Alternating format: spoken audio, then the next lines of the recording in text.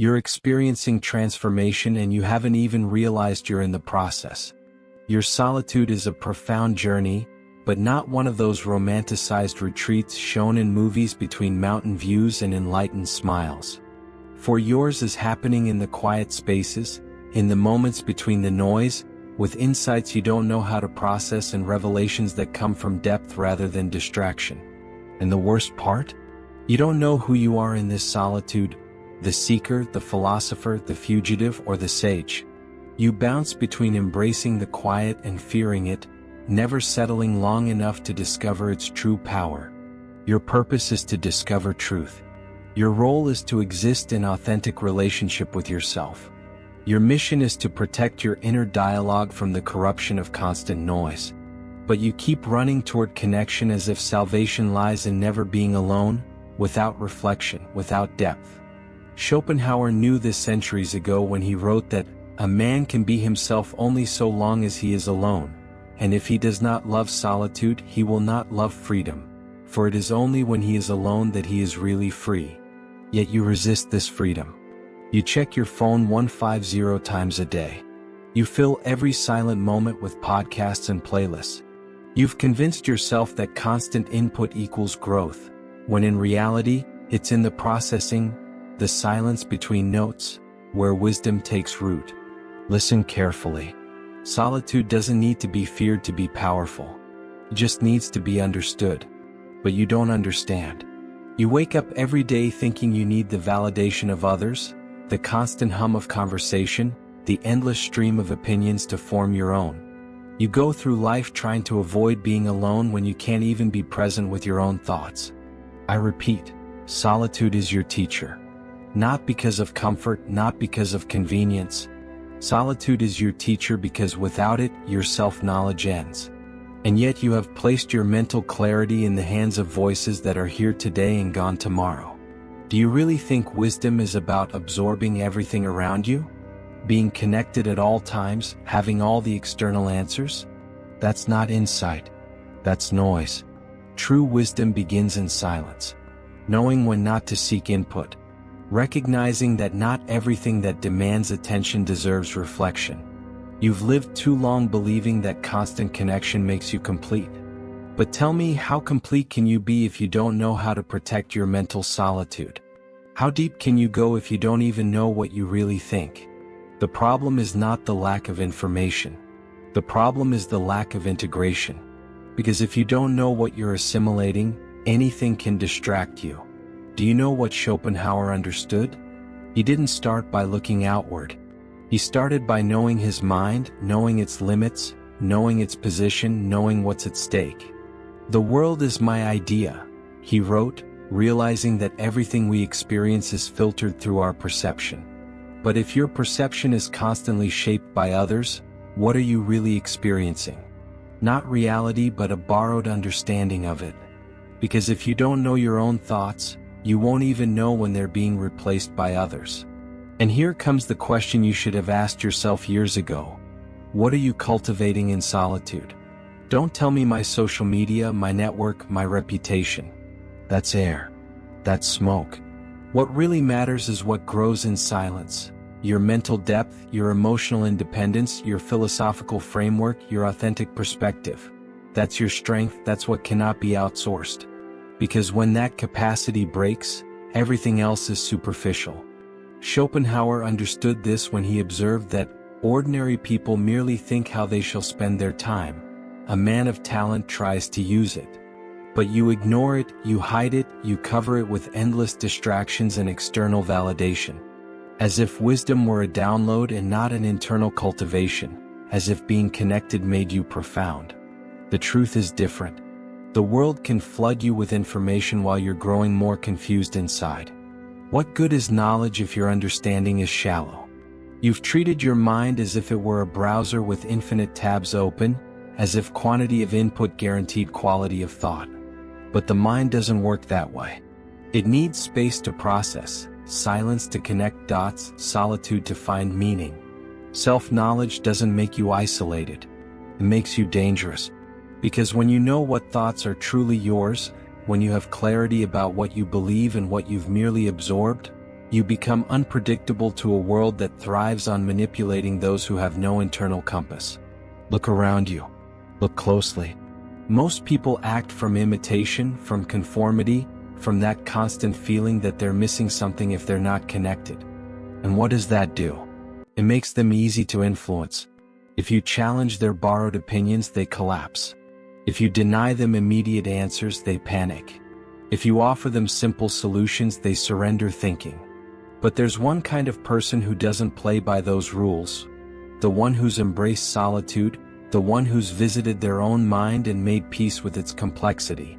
You can't dominate that person. You can't convince them with popular opinion nor threaten them with isolation because they've mastered it all inside, because they don't need constant input. They already belong to themselves. Schopenhauer put it perfectly, a high degree of intellect tends to make a man unsocial. Not because intelligence creates arrogance, but because the person who thinks deeply sees through social games and refuses to play them. And this is what true solitude offers you. Not withdrawal from life, but deeper engagement with it. Because when you sit with your thoughts, when you face your fears without distraction, when you allow boredom to teach you about your truest desires, you become solid. You develop what Schopenhauer called will, that inner force that moves through life with purpose rather than reaction. And here's the part that scares most people. This journey happens alone. No one can do it for you. No podcast, no social media feed, no constant conversation can replace the work of sitting with yourself and asking, what do I truly think? What do I truly value? What do I truly want? Imagine having a relationship with someone but never spending time with just them. Always bringing friends, always having music playing, always checking your phone. Would you ever really know them? Of course not. Yet this is exactly how you treat yourself. You never give yourself the gift of your full attention. You never create the space where your authentic voice might emerge. Instead, you collect thoughts like souvenirs, opinions like fashion accessories, wearing whatever fits the moment rather than what truly belongs to you. The brutal difference between the one who seeks distraction and the one who seeks clarity. The first is a slave to their fear of being alone. The second is free in their solitary purpose. Do you realize everyone wants connection? Digital connection, social connection, constant connection. But real connection isn't external. It's not accumulative. It's internal. And the most profound part? It's not obvious. True connection doesn't make noise. Doesn't demand attention. It's the connection to yourself that lets you look at your life head on and say, these are my thoughts. This is my understanding. This is what I won't compromise. Now what feeds that inner connection?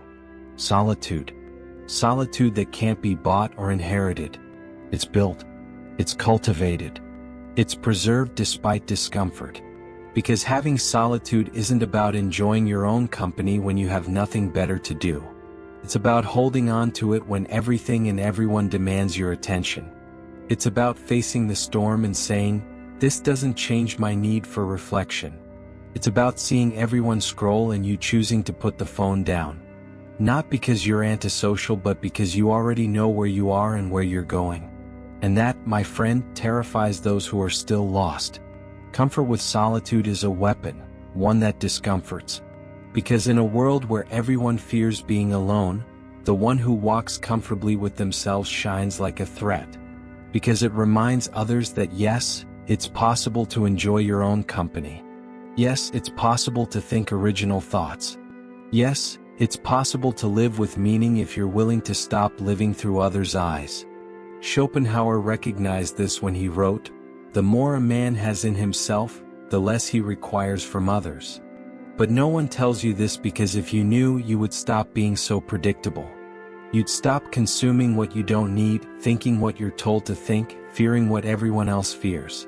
That's why modern society rewards those who stay connected and punishes those who step back. Because those who never disconnect are followers, and those who value solitude are leaders, first of themselves, then of others. And this is where we return to Schopenhauer's insight. The mind that lacks solitude is a follower in disguise. It thinks it has original thoughts, but it moves by influence. It panics in silence. It feels empty without input because its center isn't within itself but in what surrounds it. But the mind that has embraced solitude can be alone with its thoughts, surrounded by noise and distractions, and still think with clarity. And watch out for this. Clarity isn't arrogance. It's not thinking you know everything. It's having enough humility to recognize what you don't know and the intelligence to not fill that space with other people's certainties. It's knowing when to speak and when to listen to yourself, when to seek input and when to trust your own judgment, when to absorb and when to step back to preserve what you can't afford to lose, your unique perspective. Self-knowledge isn't just about knowing your thoughts. It's also about knowing your thinking patterns, your blind spots, your biases, your emotional triggers. Because if you don't see them, others will use them against you. If you don't know where your thinking gets cloudy, anyone can confuse you right there. But if you recognize it, if you work on it, then they no longer control your mind. Then you no longer react. You choose. And that's the new level of thinking, the one for those who choose. Because there are two types of people in life. Those who react to information and those who decide what deserves their attention. Those who live at the mercy of algorithms and those who choose their next thought. And only the latter truly think, not at others but for themselves. Here's a burning truth. If you don't decide what fills your mind, others will decide it for you. And not with bad intentions necessarily, simply because there's empty space. An empty space always gets filled. If you don't fill your thoughts with purpose, the world will fill them with noise, with consumption, with comparisons, with endless content.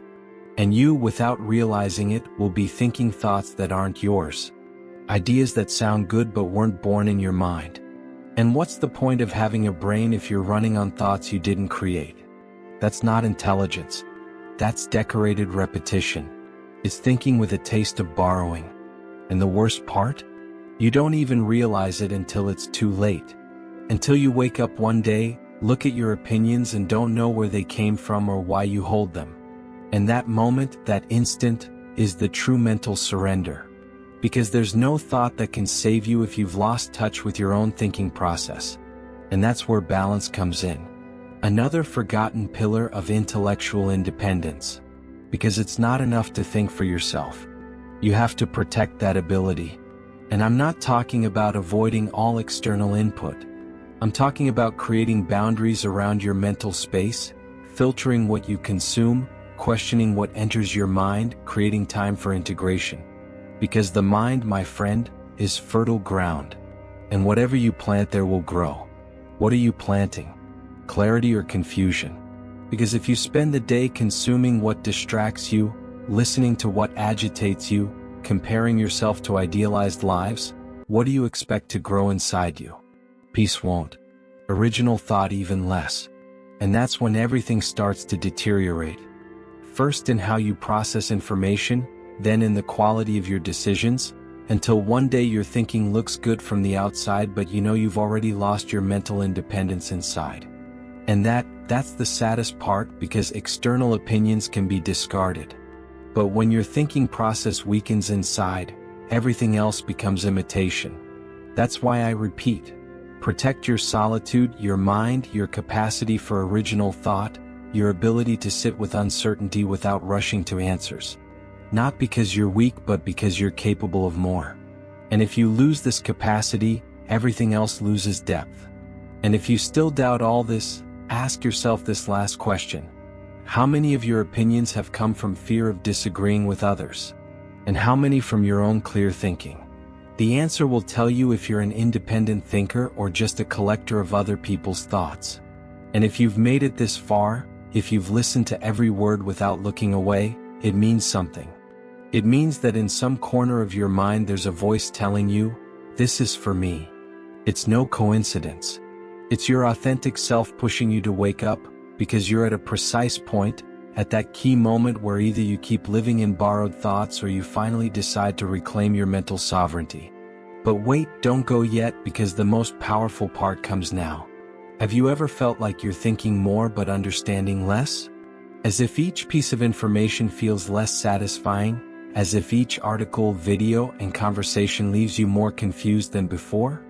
It's not that you're wrong, it's that you're overwhelmed. Because when you don't know what you're thinking about or why, everything starts to feel irrelevant. And that kills your creativity slowly. The mind doesn't lose its power with a blow. It loses from where?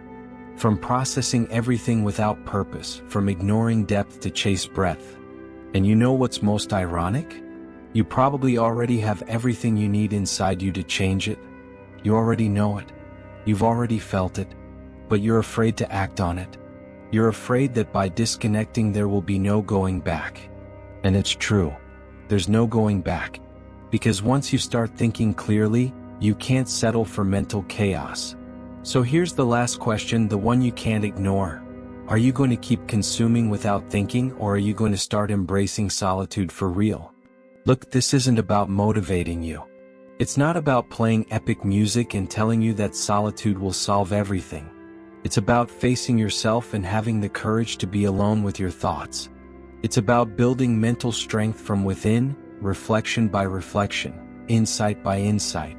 It's about learning to say no to what sounds interesting but takes you away from your deeper questions. It's about thinking with intention even though everyone else consumes randomly. And if you understand this, if you really understand it, the silence stops intimidating you because you no longer seek distraction out of fear. You no longer fill every moment with content. You no longer sacrifice your authentic thoughts for comfort. You think to protect what matters. You reflect with consciousness. And that makes you mentally independent, intellectually brave, unstoppable in your understanding. So don't tell me you can't. Don't tell me it's too late. What you really need is not time, it's decision. Do one thing today, protect your solitude. Even if it's with a small choice, even if no one notices, even if it seems insignificant. Because in reality, you're doing the most important thing, preserving your ability to think clearly. And before you leave, I want to propose something. Go to the comments and write this phrase, "My solitude is my strength." It's your way of saying, I've understood the message and I'm ready to think for myself. Subscribe if any part of this video hit you like a moment of clarity. If any phrase made you close your eyes for a second and think, this is what I needed to hear. Because here we're not just entertaining you. We're waking you up. And believe me, this doesn't end here. From now on, every thought you have will be different because you no longer think just to consume. You think with intention, and that separates you from the crowd. So do it. Subscribe. Leave that phrase in the comments and get ready, because what's coming is not just more content. What's coming is life lived by someone who has finally remembered the true power of solitude.